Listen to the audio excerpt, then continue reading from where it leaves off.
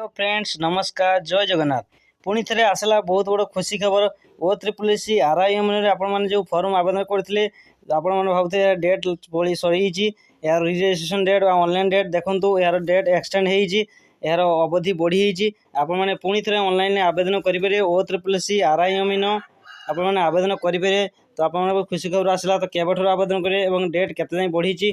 तो आसतु वीडियो को प्रथम शेष पर्यटन देखा तेल वीडियो को आपने सबकि जानीपर।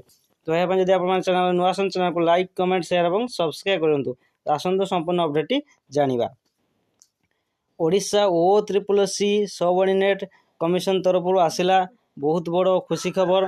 पुणी थे बढ़ला OSSC RIM डेट बढ़ला। आपने ऑनलाइन आवेदन पूर्व देता 7/1/2024 रु स्टार्ट होता है। एंड डेट था 15/2/2024। देखो यह एक्सटेंड कर दिया 6/3/2024 प्रति आप रेजिस्ट्रेशन करेंगे। 6/3 मार्च 6 पर्यटन आपने रेजिस्ट्रेशन करेंगे। एवं ऑनलाइन यार लास्ट डेट केवल रही 22/2/2024 थी।